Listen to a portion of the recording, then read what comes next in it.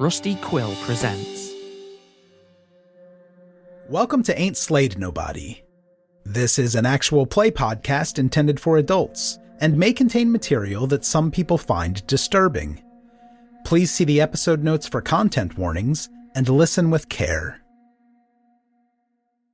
Hey folks, this is Cup, and we've got a new deal from our friends at Chaosium that's worth rolling sand over. For the entire month of May, use the code AIN'TSLAYED at checkout at chaosium.com and get 10% off any Call of Cthulhu product. That includes the classics, new releases, if you're feeling fancy, a trip through fog-drenched Victorian England in Cthulhu by Gaslight. This setting drops you straight into 1880s London, where secret societies are plotting in shadowy alleys, while you try to keep civilization from collapsing.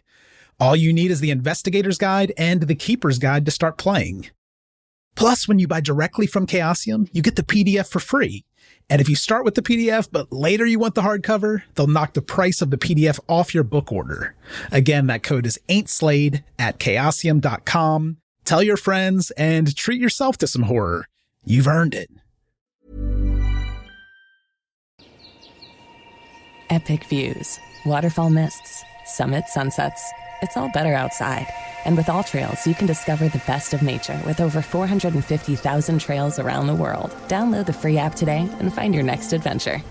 It's James and Fuhad from Shits and Geeks podcast, and we're here to talk about Boost Mobile, the newest 5G network in the country. With compelling deals for new lines, Boost Mobile makes it easy to switch today. Boost Mobile's new network delivers customers the speed and service they'd expect from the big three, plus groundbreaking benefits you'd only get from a true challenger in the industry. These include letting people try the network risk-free for 30 days and offering a $25 per month unlimited plan that's guaranteed to never go up in price. They have blazing fast 5G and plans for all the latest devices. Visit your nearest Boost Mobile store and find us online at boostmobile.com. Overwhelmed by the onslaught of the Trump administration? Wondering what progressives can do to mobilize? We've got answers. The 10 is a weekly show from the Center for American Progress Action Fund that keeps you up to date on politics, policy, and progress. It's co-hosted by me, Colin Seaberger. And me, Daniela Gibbs-Leger. Tune in for expert interviews, news updates, and progressive wins and strategies. If you want a weekly lifeline to stay empowered, join us under the 10 on YouTube, Apple, Spotify, or wherever you get your podcasts. Ever wonder what your lashes are destined for? The cards have spoken. Maybelline New York Mascara does it all. Whether you crave fully fan lashes with Lash Sensational, big, bold volume from the Colossal, a dramatic lift with Falsies Lash Lift, or natural-looking volume from Great Lash, your perfect lash future awaits. Manifest your best mascara today. Shop Maybelline New York and discover your lash destiny. Shop now at Walmart. Optimize your nutrition this year with Factor, America's #1 ready-to-eat meal service. Factor's fresh, never-frozen meals are dietitian-approved, ready to eat in just 2 minutes. Choose from 40 weekly options across 8 dietary preferences like Calorie Smart, Protein Plus, and Keto. Eat smarter at factormeals.com/listen50 and use code LISTEN50 for 50% off plus free shipping on your first box. Factormeals.com/listen50, code LISTEN50. Every idea starts with a problem. Warby Parker's was simple. Glasses are too expensive. So they set out to change that. By designing glasses in-house and selling directly to customers, they're able to offer prescription eyewear that's expertly crafted and unexpectedly affordable. Warby Parker glasses are made from premium materials like impact-resistant polycarbonate and custom acetate. And they start at just $95, including prescription lenses. Get glasses made from the good stuff. Stop by a Warby Parker store near you.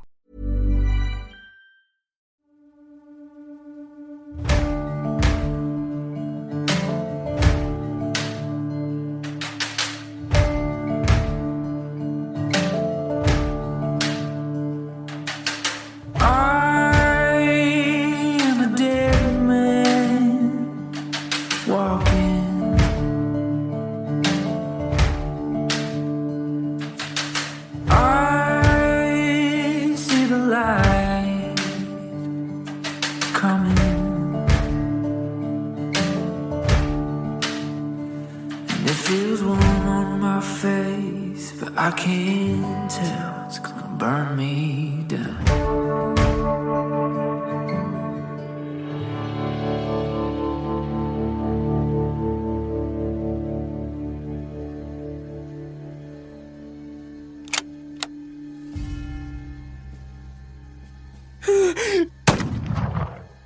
The sound of Sam's rifle breaks the discussion, and Jeremiah, the bullet hisses by on your right side, but he's missed you with this shot.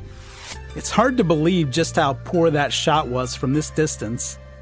Sam now stands in front of the group, and he's shaking and crying. He begins to raise the smoking rifle to his shoulder for another shot. As soon as he does that, Johnny bull rushes him and tries to knock him over. Johnny's going to try to cover this distance, about 25 feet now, before Sam gets off that second shot. Chuck, give me a dexterity check to see how Johnny manages getting over this difficult terrain at top speed. All right. That's a 55. That's a success. With a success, Johnny sprints over the ground on his twinkle toes and knocks poor Sam down into the dirt. It's a nice form tackle for Johnny, and that rifle flies from Sam's hands. I knocked over a 13-year-old NPC. You did, and now you're going to need to feel some guilt. Roll for damage to Sam. Oh, I'm rolling his damage? Okay, what is the roll for a little dude knocking over a boy? A kid. Just a D2 roll. He'll be all right. I rolled a 1. And Sam bangs his head pretty hard on the ground, but thankfully he didn't land on a rock or anything like that. He's feeling it, but he's still conscious. He lifts his head slightly and points over to the right of the party. What the hell is that? And you all now realize that Sam is pointing at a ghoul that has reached the edge of the ridge, and it's heading toward your group. This probably explains how he missed Jeremiah so badly. He was shooting at this ghoul. The fire has died? The fire is still burning. It must be, judging by the thick plumes of smoke in the air. But keep in mind that the ghouls are a bit more acrobatic than your group. Go get him, Sam! Yeah, Sam, you're a big boy. Go kick its ass. And I'm going to roll a sanity check for Sam here. Yeah. Oh, shit. Yeah, so Sam's losing it. Yeah. But let's see to what extent. Yeah, Sam is bleeding sanity here. But he manages to keep his wits about him for the most part. He looks a bit stunned, and his head slowly drops back down to the dirt. Oh my god, what's happening? Jesus, what is this?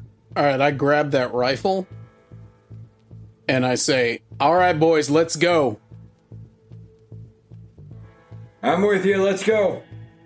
Okay, Johnny, you pick that rifle up, and it looks like a Winchester 1873, fairly common weapon. The entire group is now looking at that tent you started putting up before following Wilkinson to the caves. It's a drab olive-colored tent. There's a lantern lit inside of the tent, and you can see enlarged shadows from your pile of munitions inside. Your animals are hitched across a few different trees further down the ridge, and of course Eric, standing behind the tent, is looming over it like a dromedary god. Johnny wants to grab his possessions and find Sinead. Johnny, you rifle through that tent and find your things, then you run out and mount Sinead. That's awkward. Please don't do that. Sorry, you mount your horse. In the distance, over the hills and far away, Johnny sees a few more ghouls heading your way. And maybe there are other openings around this mountain because you're feeling a bit flanked here at the moment. If these are the same ghouls you encountered earlier, they ran an incredible distance to get around that fire. Okay. What would you like to do with Sam? I think that Johnny's made it clear what he's doing with Sam. Yeah, an Oklahoma drill. You're already on your horse anyway, Johnny. I'll get him by one of his feet, and we'll drag his ass out of here. Okay, that's very kind of you. I can help as well, with my 45 strength. Thank you, Father. Yep. I won't make you roll since both of you are hoisting Sam over the back of Mr. Wriggles. You can manage that just fine. I gotta tell you, your traps look good today. Thank you. I was doing push-ups in the cave. Yeah. You know, Call of Cthulhu has a trap roll. From now on, that's going to be for checking the symmetry of Father Flint's traps. Nothing to do with trapping anymore. Yeah, all right. Great. With Sam draped over the back of this horse, Jeremiah climbs up there and Father Flint can mount... what was the name of your horse? Desire. My horse with no name. Oh yeah, you've been through the desert on a horse with no name? Horse named Jehovah. Horse named Jehovah.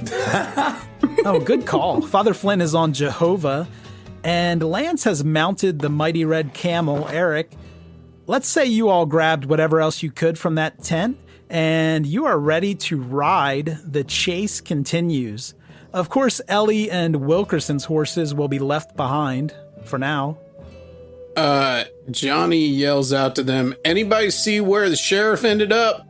So I saw, but I only saw the rock. Did I see her crawl into the next space?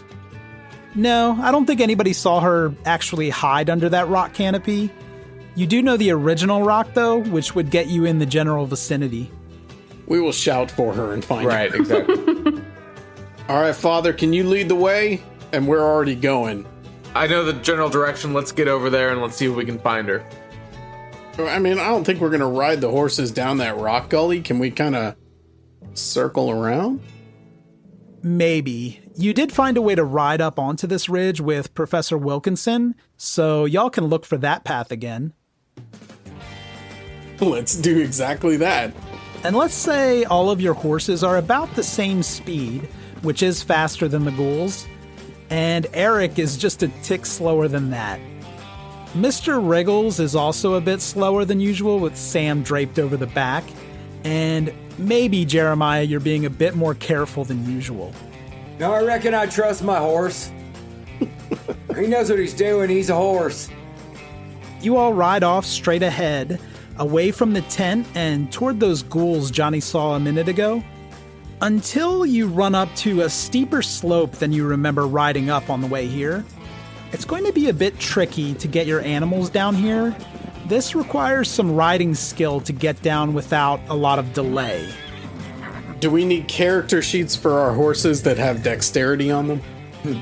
I need all of you except for Alex, of course, to give me a ride check.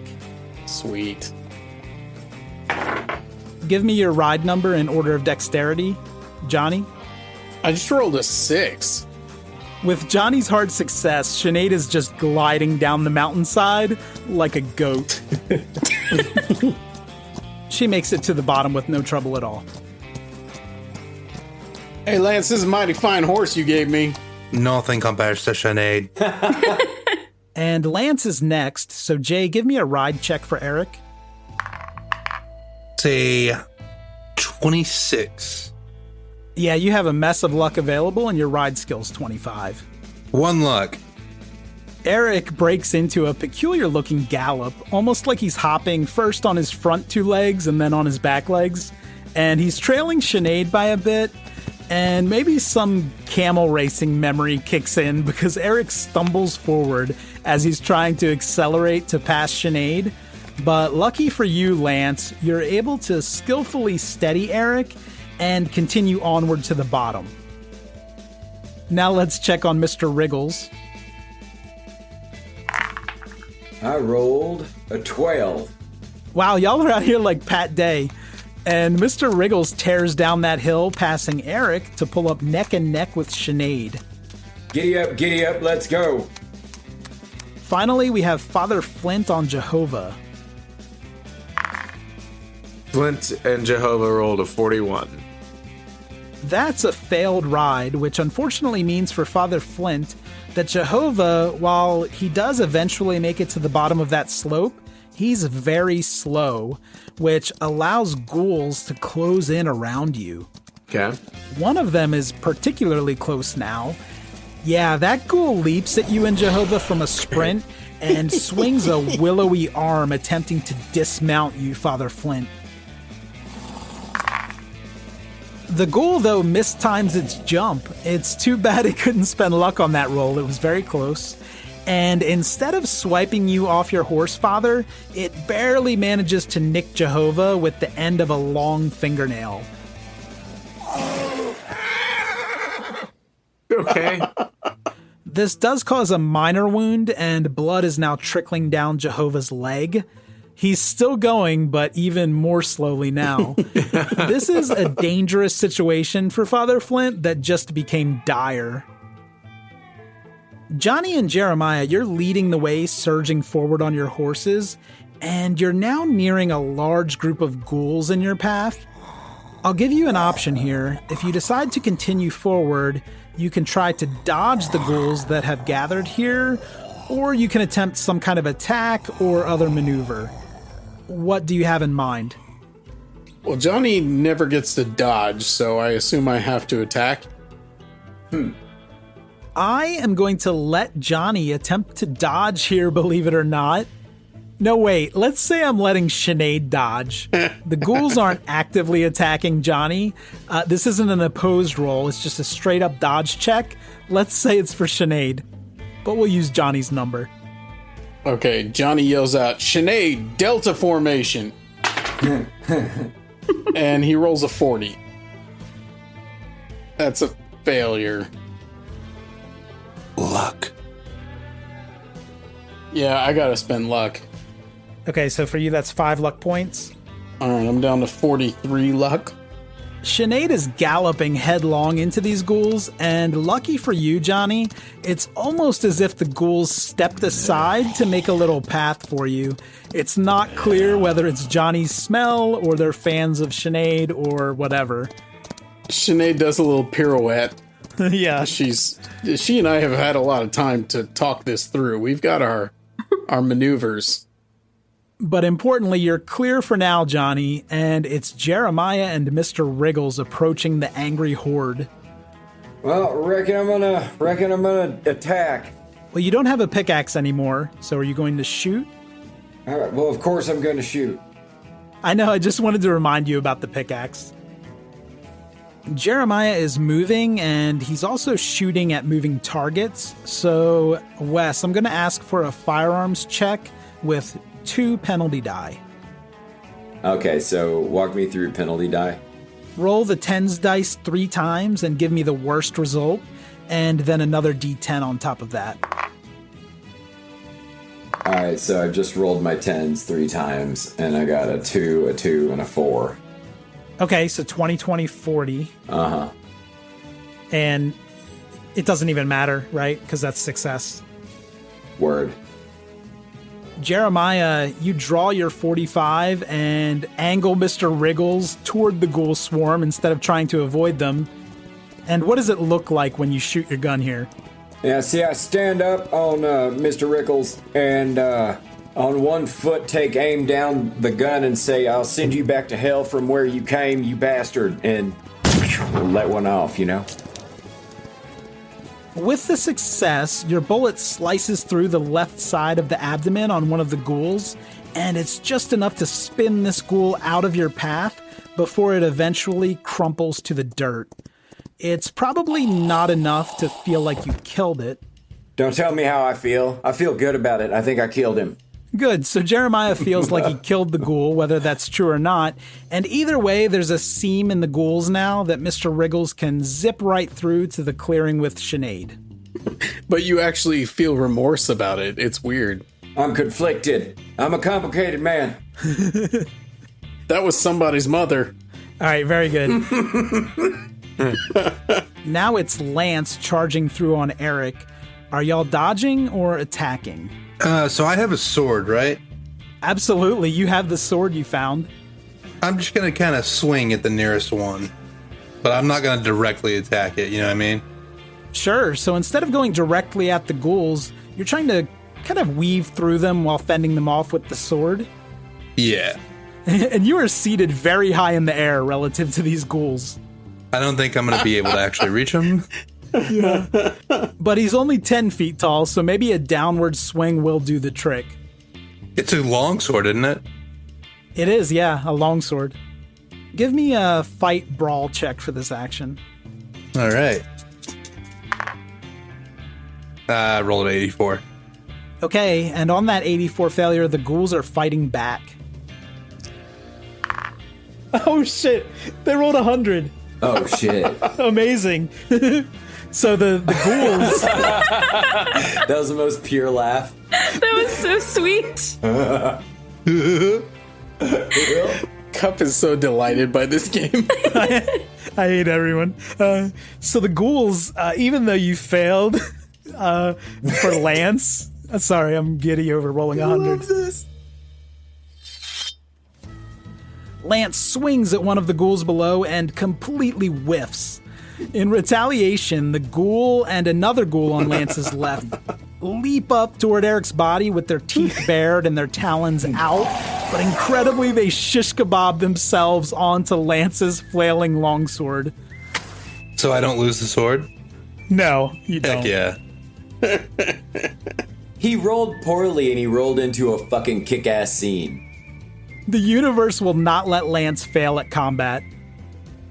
And as Eric pushes forward, those ghouls slowly slide off of the sword, and maybe 30 seconds after that, their intestines slide off as well.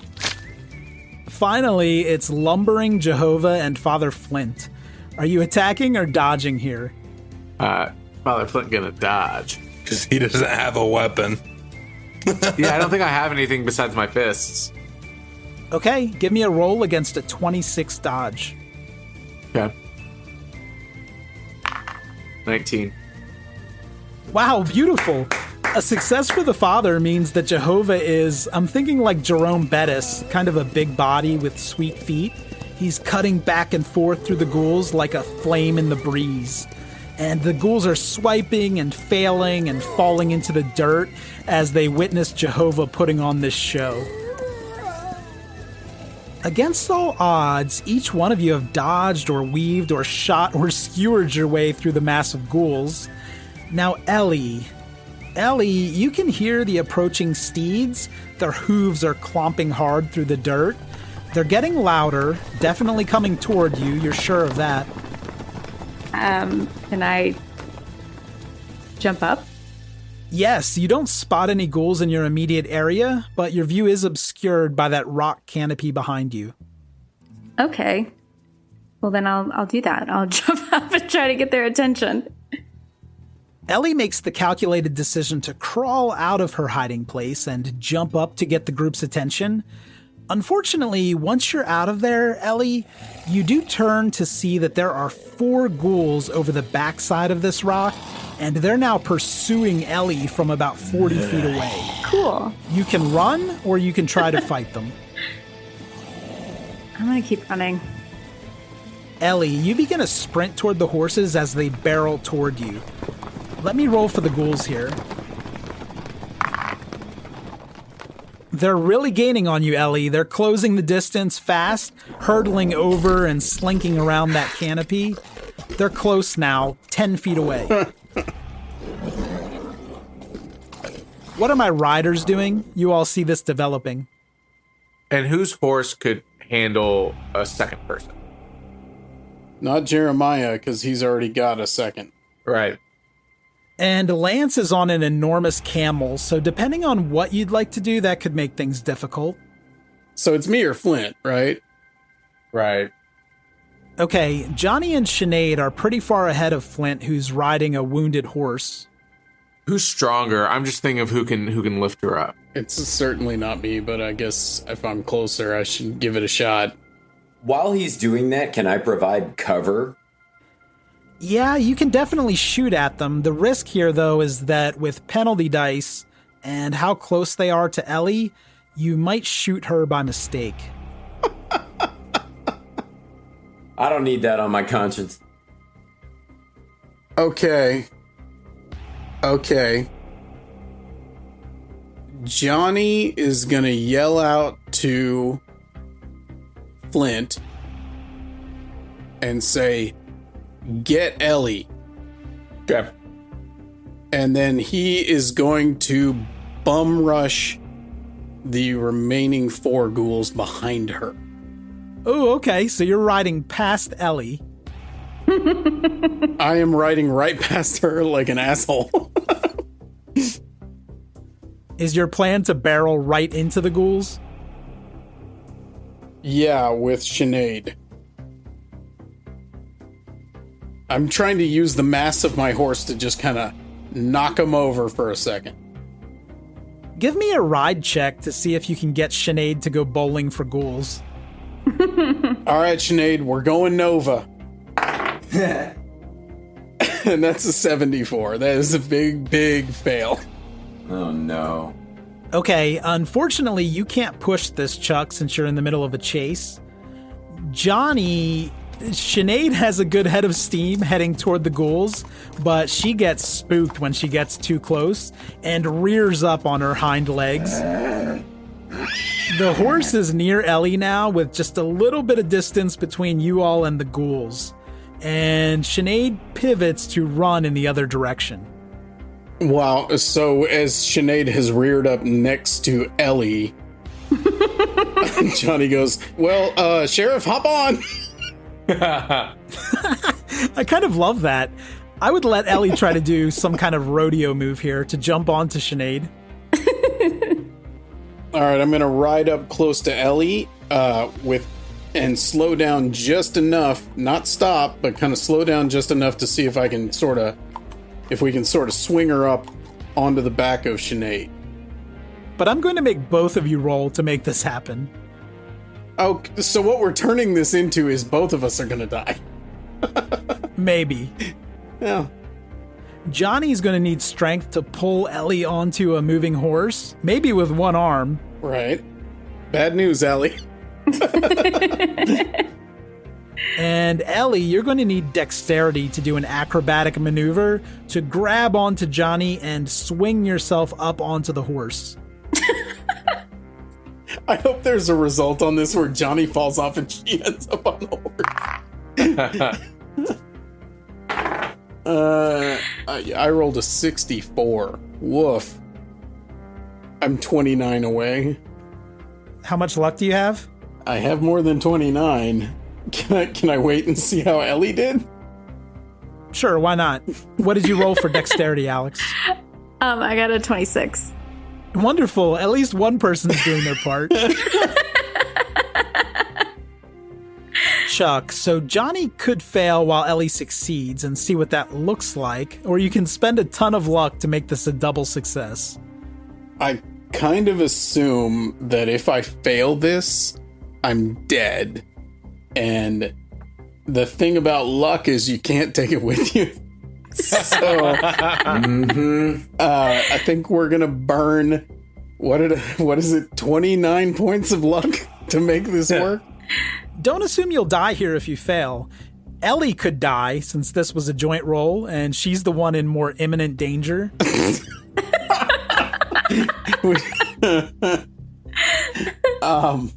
No, I'm gonna burn. I have 43 luck left, so I'm going to burn 29 of that. You still have more than me to make this work. This is one of the worst side quests of all time. I know, this is really taking a lot out of Johnny. So with the successes, it seems like Ellie's doing most of the work here, but Johnny, you've extended a hand, but you're really not pulling Ellie in. You're just hoping to get lucky and that she'll do something awesome. Alex, how is Ellie using Johnny's arm to get up there onto Sinead? How are you using my little noodle arm to help? Okay, I want to do the coolest Western movie shit. I mean, what I imagine is just like I grab one of his hands and grab the saddle with the other and just try to like roll myself on top. You do like a backflip to make it happen. Wow. Now, Ellie, with one hit point, this maneuver took everything you had.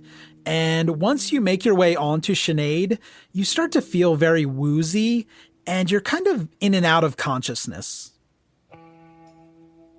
I'm just going to give the ghouls one last chance to jump attack you since you did this right in front of them and it took you a second. You know what? Give me a dodge roll. And again, we'll say this is for Sinead. Okay, I'm rolling dodge.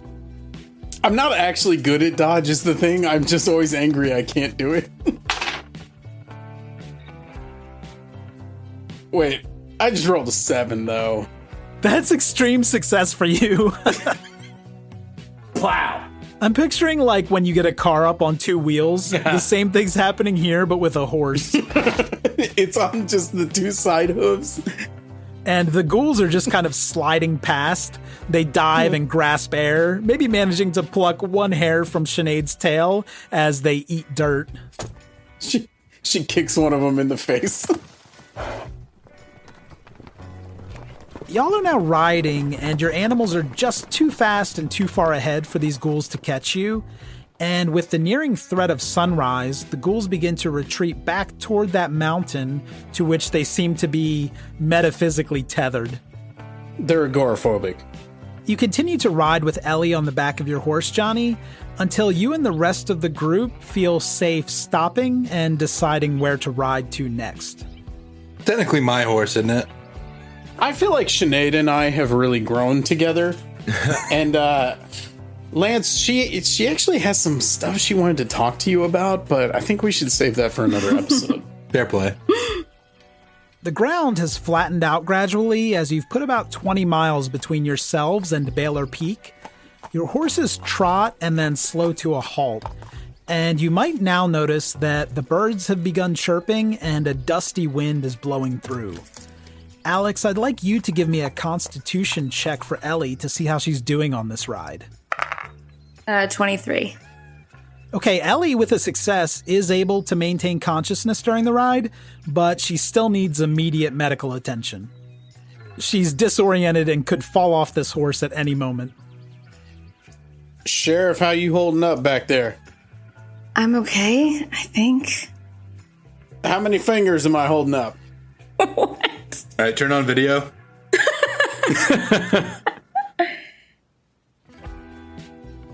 Well, okay. Y'all, she didn't even answer me. 2, maybe 3. Oh, shit, y'all. Roll a d6 to see how many it was. Yeah, roll a d6, because Johnny has 6 fingers. Y'all, I don't think the sheriff's doing too good. I think maybe we ought to find her some real help. No offense, Jeremiah. I think the nearest town is Las Cruces again, is it not? I think we ought to go back there. We're looking a little rough. Maybe we don't go to the campus, though. I don't know if y'all have noticed. I mean, we have been concentrating on the sheriff as we should have. She was knocked unconscious, but I don't know if you noticed, but I've been spitting up blood myself a bit, so I could use the services of the local sawbones. I think that may be a good idea for all of us. Yeah, I reckon we all ought to hit the barber. And Sam, the boy slung over the back of Jeremiah's horse, lifts his head ever so slightly and says, There is a doctor in town. Sam, didn't you try to shoot one of us? Let's tie his wrists and his ankles. I reckon that's a good idea. Let's gag him, too. Yeah. I just want to be clear, I'm not judging you, and I'm not saying you can't do this, but Sam, who was probably shooting at a ghoul back at the camp, lifted his head to tell you there's a doctor where you're thinking of heading, and as a result, you're going to tie him up and gag him? That is 100% what I'm saying. Yeah, we remembered he could talk. Yep. I'll be honest with you, Sam, when you said that, I remembered that you were with us and that I hate you. All right, okay. You stop your animals again to tie up Sam, and who's tying him up, Johnny? I guess I am, yeah. I reckon I can help you. I'm going to ask both of you to give me rope use rolls. I thought you might.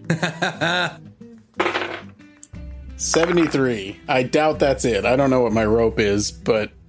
Johnny failed against the 5%. How about Jeremiah? An 82. What we do is we just take a coil of rope and we just throw it at him, and then when it drapes over and we go, job well done. That sounds good to me. Sam is free to move around, but he doesn't seem to be struggling at all. Okay. Anyway, all right, so we heading on to Las Cruces? Yes. Is that the closest town? Yeah, I think Las Cruces is our best choice. Let's go. It's about a half day's ride to Las Cruces in total. You manage to work your way back onto the trail you rode in on, and you start recognizing some of the distinctive vegetation and terrain as the black of night gives way to a pale gray sky. This journey is uneventful as you do know the way back to NMA campus.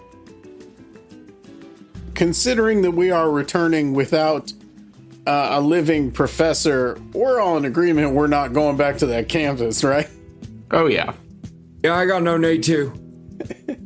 I'm just saying, I feel like they might be asking some questions. I mean, I guess we didn't do anything wrong, but that's tough to prove. And we did smack around this small child of theirs. I suppose he's a bit of a loose end we'll have to figure out. The campus is technically in Las Cruces on the map, but you know that the neighboring town is a large and bustling place. You're about 1 hour outside of town if you're going to skirt around the campus.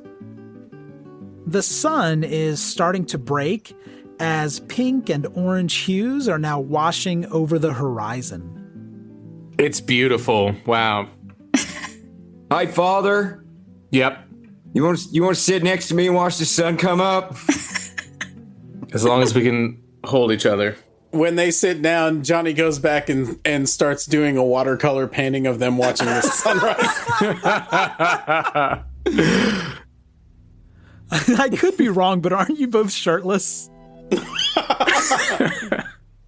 Johnny, give me an arts and crafts roll for the painting.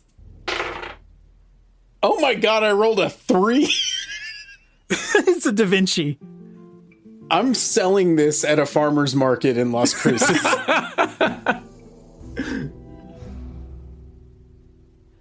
As everyone processes that moment and the artwork, you notice that you're on a more well-defined trail as you approach town. You see pastures to your left. They're closed in by rickety old fences. Interestingly, there don't seem to be any flowers or crops or animals in these pastures. You're not sure exactly why they're fenced in. And now you begin to see buildings ahead. And you all quickly realize that Las Cruces is larger than both Mesilla and Canutillo. It's the largest town you've seen in a while, and certainly the largest since you started this journey. And just to clarify, this journey has spanned, 72 hours? You hanged Maxwell Posey on Sunday. Good Lord. Now it is a little past dawn on Wednesday morning. But we all look like we're 6 years older. Hi. You're less than a mile from town now, and there's a pretty wide thoroughfare cutting between the buildings. Is there any other... Traffic's not the right word, but other people on the road? It's not long after the break of dawn, and you don't see anything alarming. Just townsfolk sweeping the porches in front of their buildings and hauling hand carts around, stuff like that. It looks like usual daily business. Let's get in there. All right. None of us have been to this town before, correct? Sam almost certainly has been here, and he's bound and gagged. I'm not interested in what he has to say. All right, so we don't know where a doctor might be. No, you're pretty sure there's going to be a doctor in a town of this size, but you don't know the location. You'll need to ask somebody or ride around until you find one. Okay, well, let's go in and ask somebody. Is everybody cool with that? Let's do it. I think we're good to go. Yeah, let's do it. Okay, as you ride into Las Cruces, on your left you see a large timbered building with at least 6 uncovered windows and 2 large entrances. Inside you see hay on the ground and work tables. You smell acrid smoke, so those windows are probably for ventilation. This is the blacksmith. Across the street on your right, there are wooden buildings of varying size all in a row. The sign on top of the first building says Woodwright. Next to that building is a converted carriage house with a painting of a wheel on the side of it, and this looks to be the wheelwright. Hey, y'all think they're related? The Wright brothers.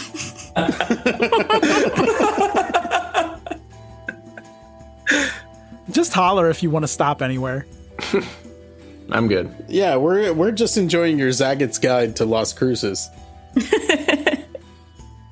Next, on a corner that bends around to a perpendicular street, There's a building with a sign indicating Eden's boarding house, and there's a little flip-around white wooden plank on the door that reads "No Vacancy" in black lettering. You can see inside this building as no curtains are drawn, and you don't see any activity despite the "No Vacancy" sign. Nobody's milling around in there. On the left, there are a couple of small outbuildings that may belong to that blacksmith, and kitty corner from those buildings is a butcher shop with a cleaver painted on the side. Wall ear beef. It's June. Along with some livestock imagery. And that road cutting right between the boarding house and the butcher shop is a bit narrower than the one you're traveling. Should we ask maybe Sam if he knows which direction a doctor might be? Hey, Sam, do you know where a doctor might be? We're in Las Cruces, if that mean anything to you. Okay, fortunately Sam has rubbed his face against Jeremiah's saddle enough that gag has slipped down over his chin. Are we back at the college? Nope, we're in Las Cruces. Las Cruces. Sam looks around a bit and says, "Oh, yes, take this right and go all the way to the end of the road." That's good real estate. Oh yeah, the doctor gets decent walk-in traffic down there. Just funneling everybody in. As you head down this side street, you start noticing people watching you from their windows as they're waking up. Lance and his camel are a sight to see. You ride by Crosby's General Store, which looks closed, but there are some saddles and barrels out on the front porch, so maybe they've already set up for the day. You pass by a stand. It's not a proper building, it's more of a cart with some separate shelving. Maybe it's a traveling shop. Everything is covered in tarps.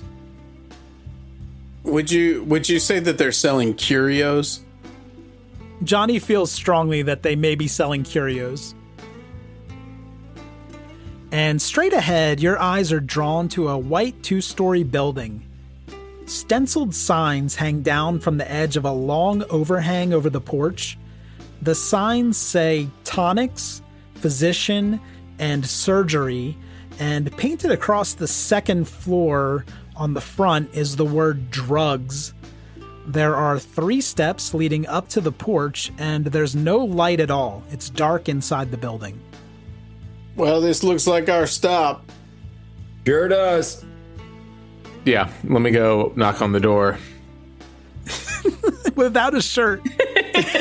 Hi. I have knocked on the door and peered in and seeing if I can see anything, if it's dark inside. It's still dark. At first, you're not seeing anything. I knock even louder. You do see... Yeah, that did the trick. And now they're open. It looks like an electrical light, to your surprise, has illuminated the second floor, and that light is filtering down a staircase. Is that you, Lord? Father, you see a man hurriedly coming toward the door while he's putting on a thin white jacket. He opens the door and starts to roll up his jacket sleeves. He has a thin mustache that angles sharply downward. He has kind eyes and he's balding with an obvious comb over, but since he just got out of bed, it's sticking straight up in the air. Along with that white jacket, he has on baggy pajama bottoms and old house slippers, and he sees you standing there shirtless, Father Flint. With a collar, yep, but continue. That's such a Chippendales look, by the way, every time you say that. Oh. Yes? How can I help you at this hour? Hi, my name is Father Flint Westwater, and as you can see, we need your help for a few people in our party. Are you able to assist us? It looks like you have some who've already died over there. Nope, they are alive as far as I know, and I walk him over to both Ellie and Sam so he can take a look closer. That's all right, I'm fine, I'll wait. The man you presume is a doctor follows you, Father Flint, over to the rest of your party. And Ellie, can you describe the state you're in at the moment? How's your posture? I was about to ask this. I feel like I would be like almost falling off the horse, right? If I'm still like drowsy and... That's fair. I think she's woozy and probably clinging onto Johnny's back, which is shocking with the odor. And the blood. Yeah, Johnny's shirt is soaked through with blood. The blood is really a bath at this point. It's really cleaning me up. The man in the white coat very carefully and delicately peels Ellie off of Johnny's back, and all of you hear that caked and dried blood crack as he separates them. Ellie, you are conscious and your eyes are open. This man sees your mangled left shoulder under your torn, bloody shirt. He looks quite distraught and says, My God, this poor woman's taken a licking. Mountain lion? Yep, sure. That, yep. Couple of them. Yeah, they were huge. Let's get her inside immediately. And what's his story? He gestures towards Sam, who is slumped over the back of Jeremiah's horse with rope loosely draped over him. He is very frightened of mountain lions. Yeah, he got the hell scared out of him. Is the child injured? And now he's gesturing toward Johnny. Doc, I could use a little attention myself. I caught a piece of them mountain lions as well. When you respond, Johnny, he realizes you're an adult, and he immediately returns his attention to Ellie. Will one of you help me lower this woman from the horse? Not everyone at once. Please. Someone help me. He looks very frustrated as no one's leaping into action. Please hurry. This is urgent. Johnny's not helping. Is anybody else? I hurt. Help me carry her inside. I love that Lance is young and strong and healthy, and he won't help the doctor with his companion. Anyone? Please? I mean, I can help, I guess. It takes a while to get off this 20-foot camel. I'll be there in 20 minutes. He unfurls a rope ladder. It's like the Oliphant in Lord of the Rings. I have to like slide down his neck. Eric, I'm gonna need to get down now, and I'm not trying to tear an ACS, so if you could just go ahead and kneel down a little bit. And Eric, being fluent in English since he grew up in Texas, does obey. Exactly. So he kneels down, and I proceed to go help. Lance, you work with the doctor to get Ellie down safely from Sinead, and your presence is calming for Sinead, so that's good. And together, the doctor and Lance carry Ellie inside the building. And he points to what almost looks like a chair you saw inside a barbershop once, Lance. It has a leather seat and iron legs and a wide red footrest. Most of the chair is covered in gray towels. Are the towels clean? They look like fresh towels. Okay. Lance, you set Ellie down in that chair very tenderly with the doctor, or very gently, rather. Then the doctor runs over to a small basin in front of a mirror, and he runs his hands through some soapy water, just in keeping with our Old West sanitary concerns. He probably would have spit in his hands and then washed them that way. He grabs a white apron from a hook on a tall cabinet near that basin, and now he's tying that on as he walks back to Ellie. He's extremely close to your face. Yeah. He looks into your eyes and then your ears, and he asks you... What is it you're feeling, miss? I don't know. It's so much pain. He carefully peels back some of that clothing, which has congealed to your skin with blood, and he takes a closer look at the shoulder wound. My God, a mountain lion did this? Yes. The doctor looks quite concerned now, and he runs off again to grab a bottle of whiskey off of a countertop. Yes! He returns and places that entire bottle into your right hand, the one attached to your good arm, Ellie. Awesome. Hey, Sheriff, chug pass, you know what I'm saying? Yeah, I think I would like a drink of that as well. Please, I need to focus on my patient. The doctor's looking a bit scattered right now, and he runs off one more time and returns with a black satchel, which he places on a table next to his chair. He digs through the bag and removes some powder, gauze, sutures, needles, and a scalpel. This looks like a reasonable set of tools. Do we know what my wounds look like? Yes, they're long and deep lacerations from the claws of a ghoul. Fine, let's do it.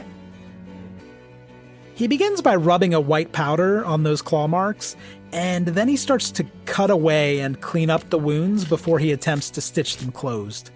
He uses one of those needles, and he has sutures. He's keeping them in his lapel now for easy access, and he's sewing up those wounds. It's quite painful despite the whiskey.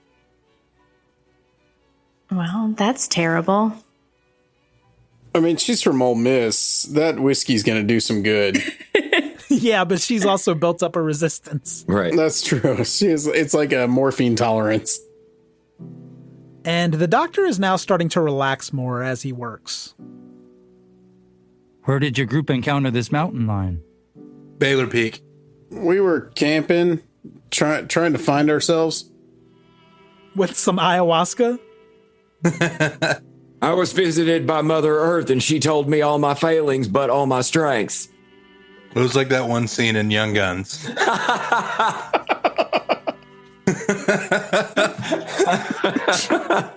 That was an extremely good reference. Yes, it was. He looks like he's flowing now. He's working from muscle memory. He takes his eyes off of Ellie's shoulder and looks over at you, Johnny. About how many hit points would you say you have left? I would say that roughly I have 5 left out of 11. It's a totally normal question. He looks at your face, Johnny, which has a hand mark in the shape of Lance's hand across it, and he asks, Did a mountain lion do that as well? I was running away from the mountain lion, and I ran into a tree, and the tree had the shape of like a man's hand. Just as a coincidence. Right. I can sew up your injury, sir, if you'd like to wait in line. This work will probably take me another hour. Johnny goes back and sits in the waiting room and picks up a highlights magazine.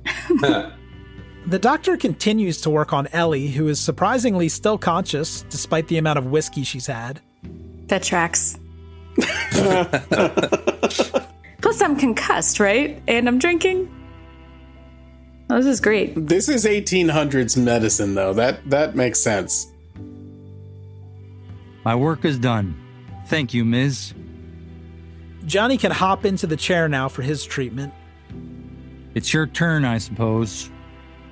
After Johnny has a go at what little whiskey remains, he starts to work on that arm without cleaning the needle, and he's giving follow-up instructions while he sews you up. You'll be all patched up when I finish here, but you're not quite good as new. I'll ask that you remain in town for at least 2 weeks and check in with me here every day or two. I need to monitor the healing. There are plenty of accommodations in town. We have a lovely hotel. There's also a boarding house for more modest living. I suggest the hotel if you have the means. Oh, I see. Well, isn't this a fancy town? And he starts giving you directions to the hotel. Go straight down the street in front of my building, and when you arrive at the T in the road, go right. You can't miss the hotel. Be sure to see me every other day until you're feeling much better. All right, well, we will be back for our 0 follow-up visits. Thank you very much. I highly recommend alcohol for the pain. As do I. Do you know a good place where I could acquire some of Zeke's magical elixir? Yes, Zeke's curious concoction. That's right. I'm sorry. I had the brand name wrong, even though I invented it in another universe. The doctor runs over to a cabinet and returns with a small bottle of the cloudy concoction. He splashes some of the contents onto your sutures. Sir, I'm not sure you're familiar with this particular product. May I have that vial for a moment? What are you planning to do with it? I am going to consume its contents. And he scurries back to the cabinet to put the bottle away. Good day to you all.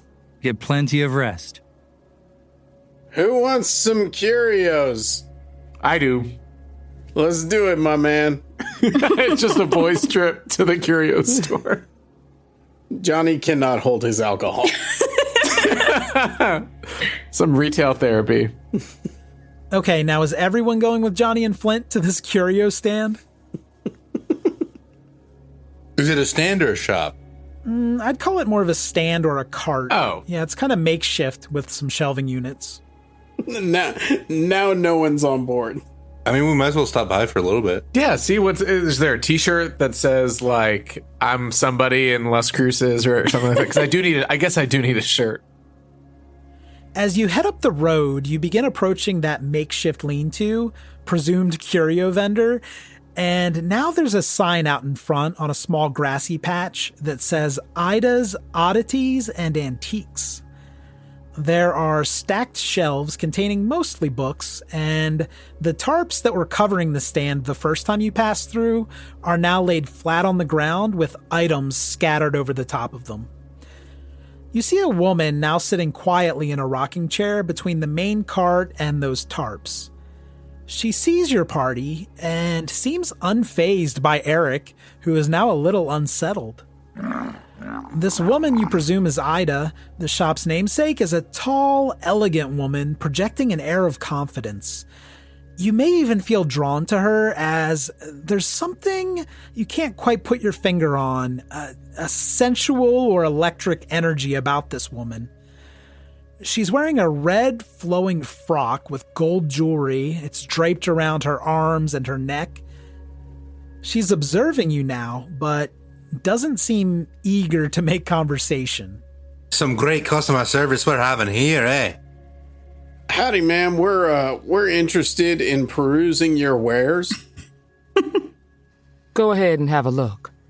Anything on special today? Johnny, she doesn't answer you directly, but as you peruse the shelves, you're seeing mostly books. Aww. There are dozens of books on the shelves, but there are some curios as well. You see tribal jewelry, Mexican coins. Beside the cart, there are small pieces of Victorian accent furniture. You see pottery laid out on those tarps, along with some crudely made porcelain and glass sculptures. There's some glass bongs. Are there bongs? Because that could be a fun... Yeah, you can probably make any of these into a bong. But mostly Ida is featuring rare books. She's watching the group now a little more suspiciously. Ask me before you touch anything valuable. All right. I want to take a look at the books, peruse the titles. There's a lot of information about this territory where you're traveling. There are accounting books. There's a little bit of fiction, maybe Frankenstein or Wuthering Heights. There are Civil War propaganda pamphlets. Is there You Have a Body Too? Yeah, but it's called You Too Have a Body. That's exactly right, and it's written by Bono. It's the worst U2 album. Did you say there was a book on accounting? Yes, there are several, and one is larger and more official looking than the others. It's titled Accounting. Johnny would like to pick up and browse through that book. Give me an accounting roll for Johnny as you peruse the book. Oh, I was hoping this book would teach me about accounting. That's a 91. I can't. I'm holding the book upside down. Oh. Yeah, Johnny can stand there and nod knowingly as he turns over the upside down pages. Ida shakes her head. You can't make heads or tails of this book, literally. Are there any books about Olvido or pamphlets? You don't see anything on Olvido, but if you want to take a deeper dive into the book collection, give me a spot hidden. All right. That is a 7. Wow. That's an extreme success. You actually needed extreme success here to find anything interesting because there are just so many books. Well, good news. I fucking rolled a 7. You're searching, Johnny, through stacks upon stacks of books, and after a few minutes, you stumble upon a binder full of papers that looks like it was hastily thrown together. Maybe this is another journal. It kind of looks like trash at first glance, but something familiar caught your eye. Give me an occult roll for Johnny to see if he notices something. Occult? I got a 10. So that's a 10 even, but my occult is 5. Well, can I luck that? How much do you have left? Oh, I'm so lean on luck. I have 14 left. This would be a substantial portion of that. Oh my god. Cash it out. I am spending 5 luck. I am down to 9, and that is a success on my occult roll. You do. You see a small symbol that reminds you of the pictographs on your belt buckle. And with that, you might thumb through some pages, and yeah, it looks like the book is filled with translations, and they're scratched in, kind of hastily written. You don't understand much, if any of this, but you're still drawn into it. With Johnny holding and looking closely at this book, give me a sanity check. I got a 60. That's a fail. Something is binding you to this book. It's whispering to you as you turn the pages. You're dead. The book feels cold. You need this book. Now roll a d4 for your sanity loss. It's a 3. Blood shoots out of your nose. You do have a bit of a nosebleed now.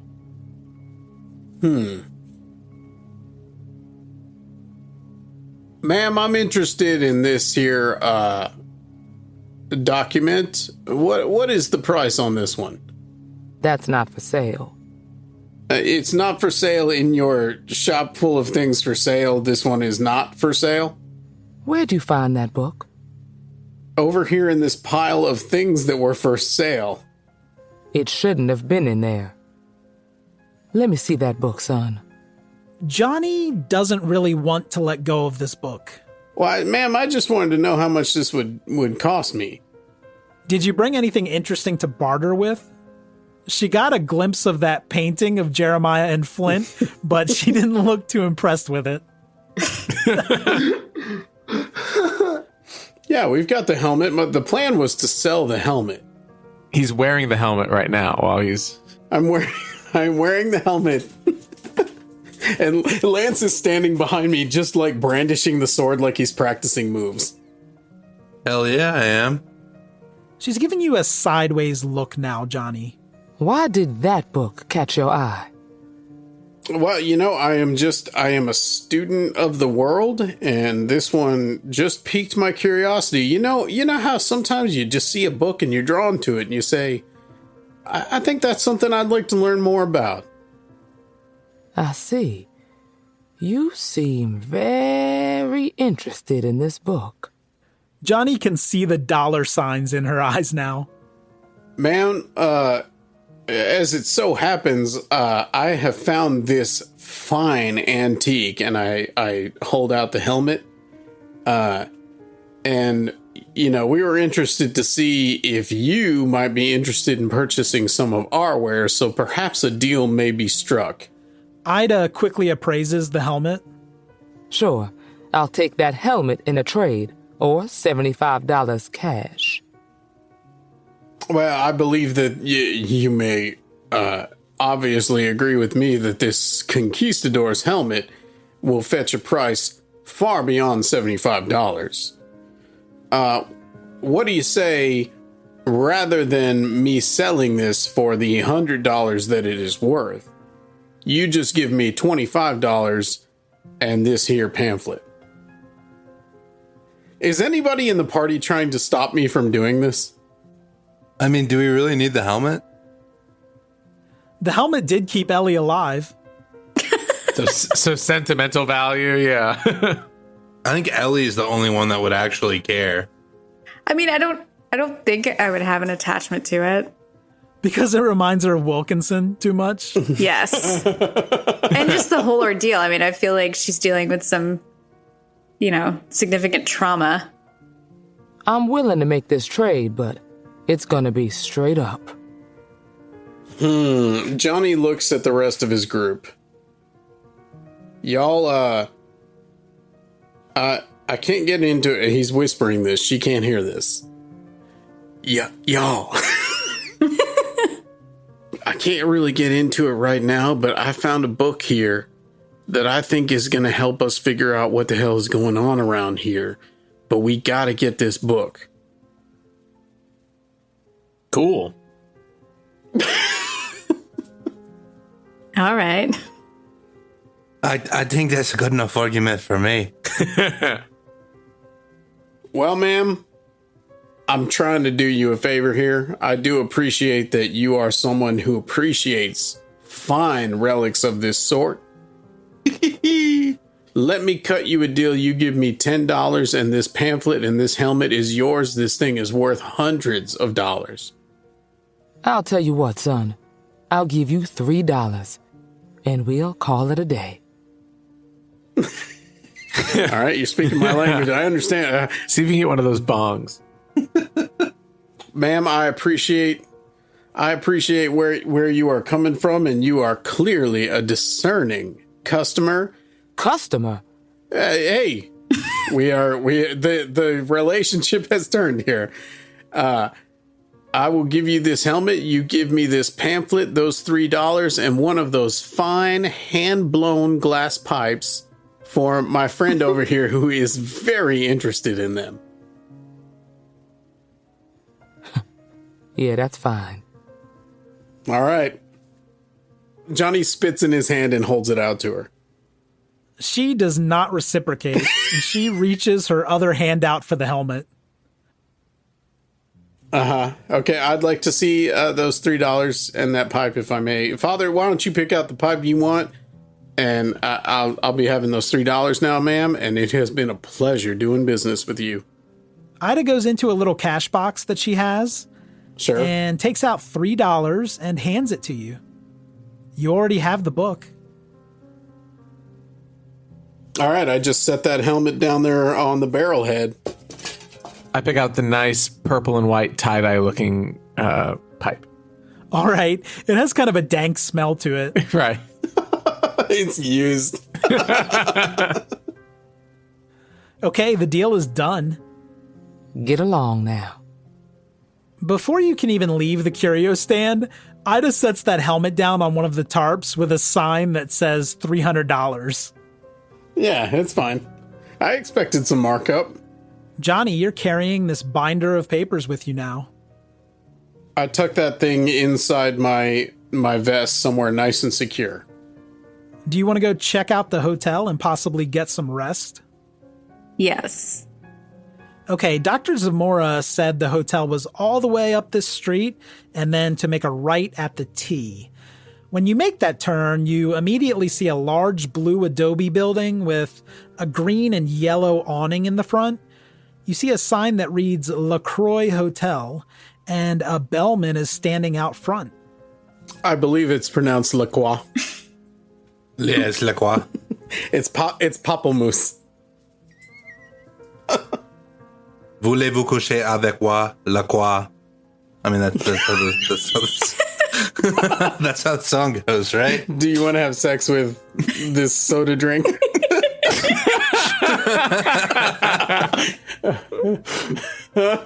Respectfully.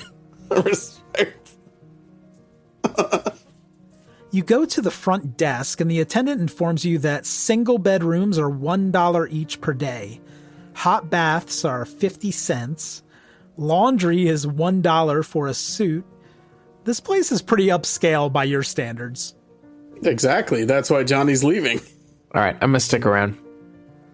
I'm gonna get the penthouse. Yeah, Father Flint's getting the $5 a day room, but he's gonna do that on the sly. How about Ellie? How much money do I have? I assumed you were flush since you offered a reward and paid for the drinks in Messia. Oh, yeah. Did she give me a reward? Let's say Ellie paid all of you $10 after the hanging. Johnny's getting a bath. I'm back in the hotel. I will burn up that $10. I don't give a shit. What if I just like paid for everybody like secretly if they were just like, hey, you got like a scholarship to stay here or something? A scholarship? Father Flint tries to signal to the person at the front desk what he intends to do, and they say, "Oh, the LaCroix Hotel is honored to have a party of your esteem at our hotel. We are happy to accommodate you for no charge, of course. You may have our 3 remaining rooms. How does that sound?" Yeah. 3 rooms, including the penthouse, or in addition to the penthouse. 3 rooms plus Father Flint's room, and you slipped them $10, let's say. Yep, great. I'll make a note. 20,000 minus 10. And with that, you all divvy up the rooms, and after dropping off his artifact and painting in his room, Johnny, are you heading toward the bath? Hell yes. Good. And Ellie, Jeremiah, Flint, and Lance settle in for some much-needed rest.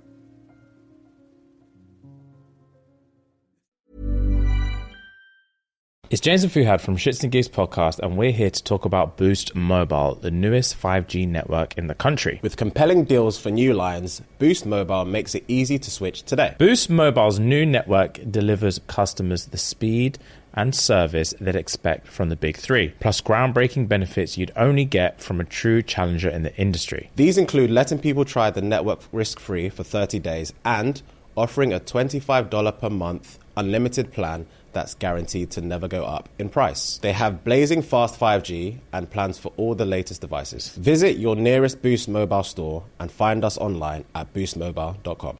Overwhelmed by the onslaught of the Trump administration? Wondering what progressives can do to mobilize? We've got answers. The 10 is a weekly show from the Center for American Progress Action Fund that keeps you up to date on politics, policy, and progress.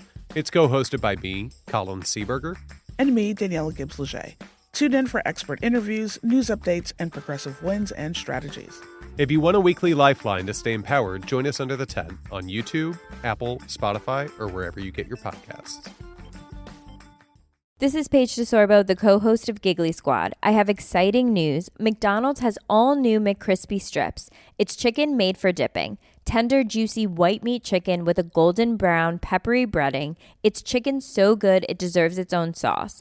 The creamy chili McCrispy strip dip, a sauce that's creamy, savory, and sweet with a little heat. But it works with any of our sauces. I'm personally a barbecue sauce girl. Even sometimes I like ketchup. I'm just like basic sometimes. But I also need it in addition to any new sauces I'm trying. With a new creamy chili McCrispy strip dip, it's chicken made for dipping, only at McDonald's. Every idea starts with a problem. Warby Parker's was simple. Glasses are too expensive. So they set out to change that. By designing glasses in-house and selling directly to customers, they're able to offer prescription eyewear that's expertly crafted and unexpectedly affordable. Warby Parker glasses are made from premium materials like impact-resistant polycarbonate and custom acetate. And they start at just $95, including prescription lenses. Get glasses made from the good stuff. Stop by a Warby Parker store near you. Optimize your nutrition this year with Factor, America's #1 ready-to-eat meal service. Factor's fresh, never frozen meals are dietitian approved, ready to eat in just 2 minutes. Choose from 40 weekly options across 8 dietary preferences like Calorie Smart, Protein Plus, and Keto. Eat smarter at factormeals.com/listen50 and use code listen50 for 50% off plus free shipping on your first box. Factormeals.com/listen50. Code listen50. Ever wonder what your lashes are destined for? The cards have spoken. Maybelline New York Mascara does it all. Whether you crave fully fan lashes with Lash Sensational, big, bold volume from the Colossal, a dramatic lift with Falsies Lash Lift, or natural-looking volume from Great Lash, your perfect lash future awaits. Manifest your best mascara today. Shop Maybelline New York and discover your lash destiny. Shop now at Walmart.